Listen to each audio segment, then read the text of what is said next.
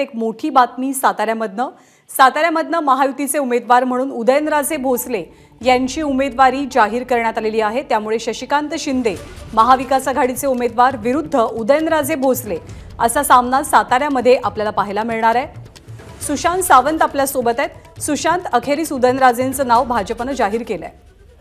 नक्कीच ज्ञानाचं जर आपण बघितलं असेल तर साताऱ्यामधून उदयनराजे यांचं नाव जवळपास निश्चित सांगितलं जात होतं, मात्र अधिकृत घोषणा जी आहे ती झालेली नव्हती। मात्र आता थोड्याच वेळापूर्वी उदयनराजे हे आता भाजपचे साताऱ्याचे लोकसभेचे उमेदवार असणार आहेत। आपण जर पाहिलं असेल तर उदयनराजे यांनी याआधीच प्रचाराला सुरुवात केलेली आहे। मोठ्या प्रमाणात शक्ती प्रदर्शन देखील सातारा लोकसभेमध्ये उदयनराजेंनी केलं होतं।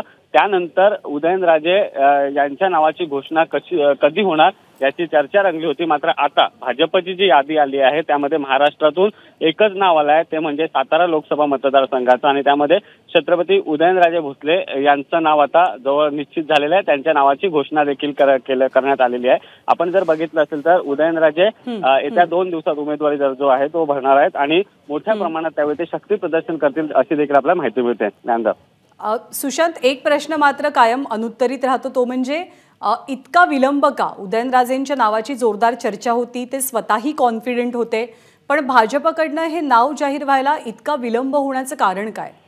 ज्ञानजा, जर आपण बघितलं असेल तर काही जागांचा जो आहे तो तिढा कायम होता। अनेक ठिकाणी महायुतीचे अनेक उमेदवार इच्छुक होते आणि त्यामध्ये जर आपण बघितलं असेल तर सातारा असेल, रत्नागिरी, सिंधुदुर्ग असेल, यामध्ये कुठलीही बंडखोरी होऊ नये आणि ही बंडखोरी टाळण्यासाठीच नावामध्ये गुप्तता ठेवण्यात आली होती। आणि मात्र आता जे नाव आलेलं आहे साताऱ्यामधून ते म्हणजे उदयनराजे भोसले यांचं नाव निश्चित झालेलं आहे। उदयनराजे यांना याआधीच सांगण्यात आलं होतं की तुम्हालाच उमेदवारी दिली जाईल, तुम्ही प्रचाराला देखील जागा, मात्र अंतर्गत बंडखोरी टाळण्यासाठीच नाव कुठेतरी उशिराने जाहीर करण्यात आलेलं आहे। आणि आपण जर बघितलं असेल तर एकनाथ शिंदे असतील, उपमुख्यमंत्री देवेंद्र फडणवीस असतील, यांची देखील उदयनराजेंनी भेट घेतली होती। उदयनराजे दिल्लीत देखील गेले होते, केंद्रीय नेतृत्वाची देखील उदयनराजेंनी भेट घेतली होती। जवळपास आठवडाभर ते दिल्लीत थांबले होते, त्यानंतर त्यांनी खऱ्या अर्थानं प्रचाराला सुरुवात केलेली होती।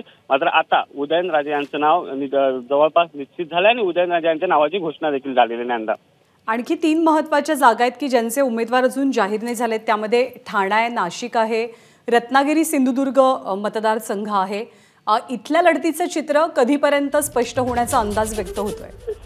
ज्ञानजा, जर आपण बघितलं असेल तर रत्नागिरी सिंधुदुर्ग 19 तारीखला उमेदवारी अर्ज भरण्याचा शेवटचा दिवस आहे। नारायण राणे यांचं नाव जवळपास निश्चित मानलं जात आहे। मात्र दुसरीकडे शिवसेनेकडून किरण सामंत हे देखील इच्छुक आहेत। किरण सामंत यांनी नागपूरमध्ये जाऊन उपमुख्यमंत्री देवेंद्र फडणवीस यांची भेट घेतली होती आणि त्यांनी देखील उमेदवारी अर्ज जे आहेत ते घेतले आहेत। त्यामुळे जर नारायण राणे यांना उमेदवारी निश्चित मानली जात असली तर नारायण राणे यांना नेमकी आता उमेदवारी कधी जाहीर होईल हे देखील पाहणं तितकंच महत्त्वाचं ठरणार आहे, कारण 19 तारीख उमेदवारी अर्ज भरण्याचा शेवटचा दिवस आहे। तर दुसरीकडे ठाण्यामध्ये देखील तसाच अंतर्गत वाद आहे, भाजप या जागेवर ठाम आहे, तर दुसरीकडे शिवसेनेकडून या जागेवर दावा केला जातोय।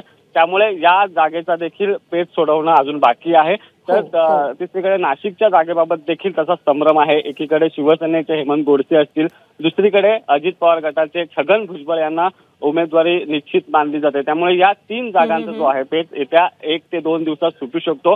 याआधी रत्नागिरी सिंधुदुर्गचा सुटणार आहे, कारण 19 तारीख उमेदवारी अर्ज भरण्याचा शेवटचा दिवस आहे। त्यामुळे येत्या 1 ते 2 दिवसात तिथले उमेदवार घोषित केले जातील असा अंदाज आहे। धन्यवाद सुशांत या सगळ्या माहितीबद्दल। तर साताऱ्याच्या लढतीचं चित्र स्पष्ट झालंय, शशिकांत शिंदे विरुद्ध उदयनराजे भोसले अशी थेट लढत असेल। एबीपी माझा, उघडा डोळे बघा नीट।